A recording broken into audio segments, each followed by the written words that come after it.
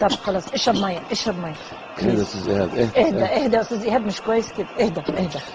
معلش. طب اهدى. هو مش عارف ما هيروح لربنا، مش هيلاقي محمد بديع جنبه ولا خيرت الشاطر، هيتدفن في متر في متر. يجيب له ايه اكتر من 33 مليون في الشارع؟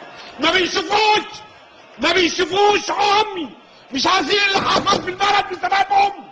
قعدوا يتكلموا عن مؤامرات، بيكلمني عن ايرادات في الخارج والداخل. هو اللي بعت لي بريد وبعت لاوباما ويحتمي بالامريكان.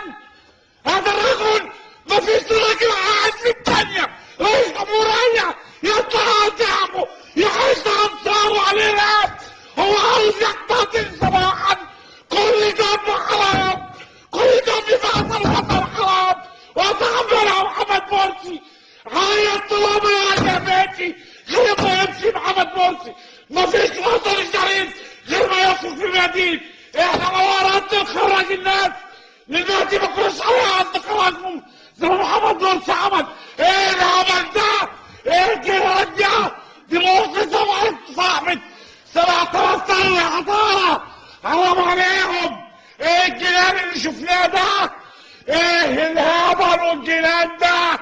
انا بقول لكم المصريين، لو فيكم راجل شريف بيحب هذا الوطن عليه اللي ينزل الشارع، ما يرجعش غير لما محمد مرسي يمشي.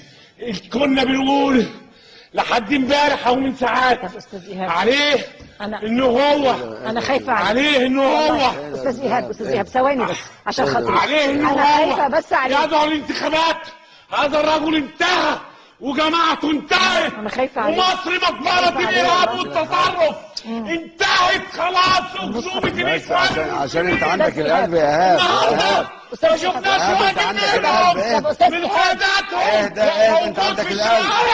يطلع هو اهدى، هتموت كده هتموت كده. هيبقى في مواجهة مين؟ ما يستاهلش والله. هيبقى في مواجهة الجيش والشرطة والشعب. نجيب له ايه اكتر من 33 مليون عشان خاطري. اهدى. انا خايفه عليك والله. الدستور وحرسه. اهدى بس. يوم ما عمل ايه على الدستور يا حرام.